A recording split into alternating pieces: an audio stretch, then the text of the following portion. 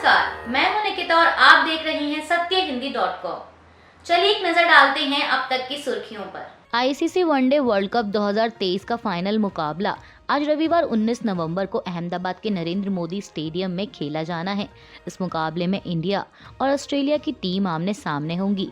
बता दें कि आज का यह फाइनल महामुकाबला देखने प्रधानमंत्री मोदी और केंद्रीय गृह मंत्री अमित शाह अहमदाबाद जाएंगे। वहीं अब इस खबर को लेकर शिवसेना यूबीटी नेता संजय राउत ने मोदी सरकार पर निशाना साधा है। संजय राउत ने चुटकी लेते हुए कहा कि जब से मोदी सरकार सत्ता में आई है तब से हर चीज का राजनीतिकरण हुआ है। हर चीज के लिए राजनीतिक कार्यक्रम आयोजित किए जा रहे हैं।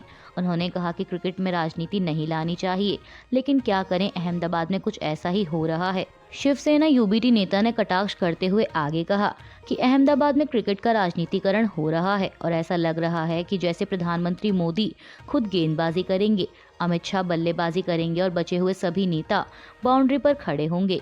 राउत ने कहा कि फिर हमें सुनने को मिलेगा कि पीएम मोदी वहां थे इसलिए हमने विश्व कप जीता।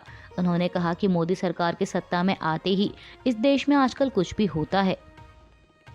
भारत और ऑस्ट्रेलिया के बीच खेले जाने वाले फाइनल मुकाबले से पहले प्रधानमंत्री मोदी ने टीम इंडिया को शुभकामनाएं देते हुए एक्स पर लिखा कि टीम इंडिया को शुभकामनाएं। 140 करोड़ भारतीय आपकी जय जयकार कर रहे हैं। आप अच्छा खेलें और खेल भावना को बरकरार रखें।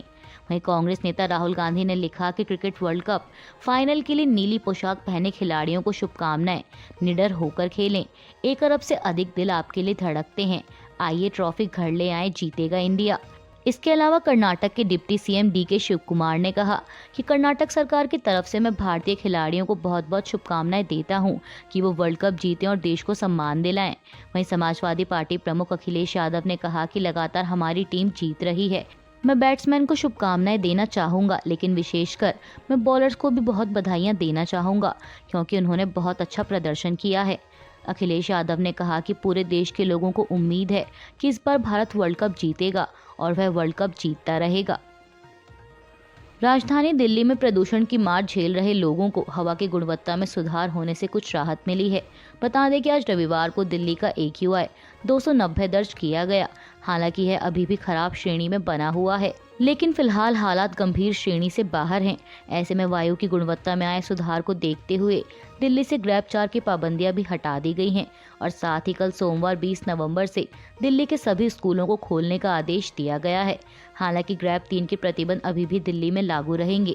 इस बीच दिल्ली के पर्यावरण मंत्री गोपाल राय ने रविवार को एक प्रेस कॉन्फ्रेंस के दौरान लोगों से अपील करते हुए कहा कि पिछले 2 दिनों में दिल्ली में हवा की गुणवत्ता में सुधार देखा गया है, लेकिन लोगों को सतर्क रहना चाहिए और प्रदूषण नियंत्रण उपायों का पालन करना चाहिए।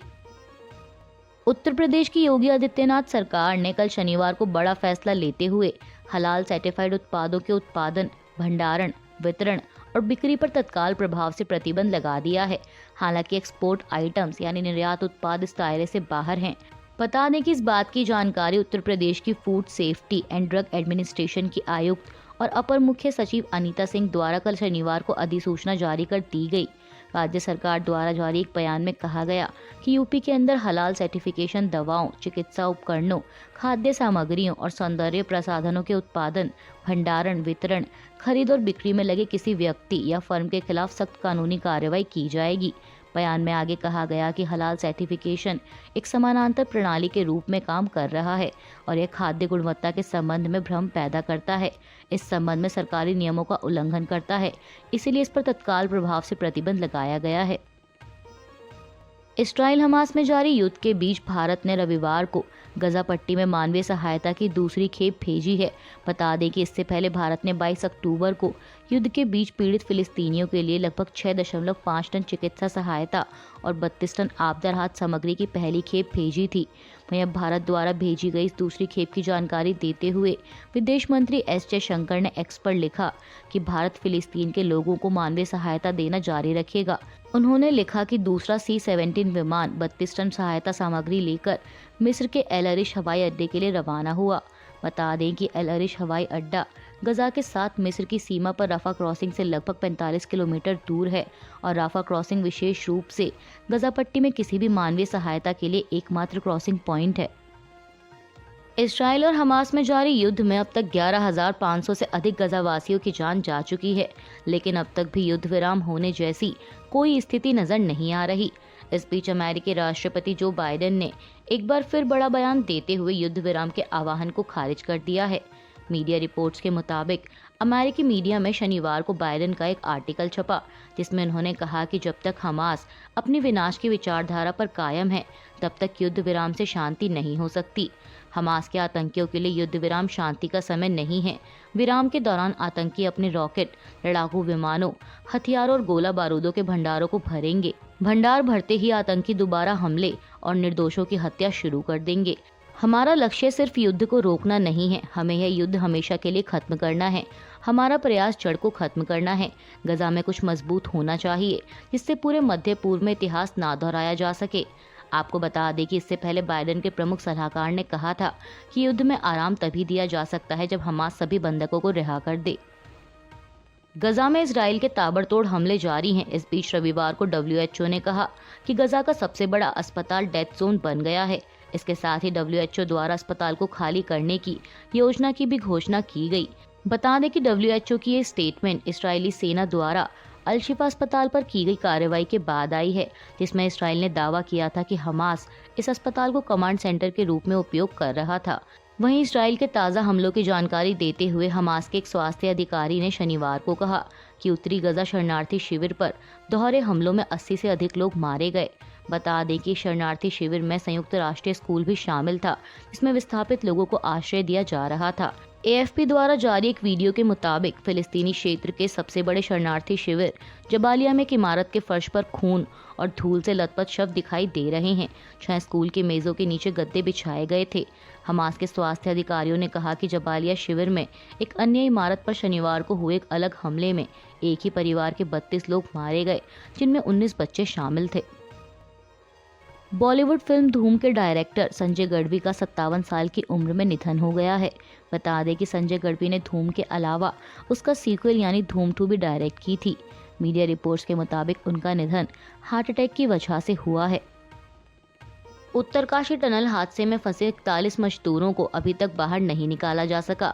बता दें कि मजदूरों को सुरंग में फंसे पूरे एक हफ्ते का समय बीत चुका है, लेकिन रेस्क्यू टीम के लगातार जारी बचाव कार्य के बावजूद मजदूरों को अभी तक कोई राहत नहीं मिली है।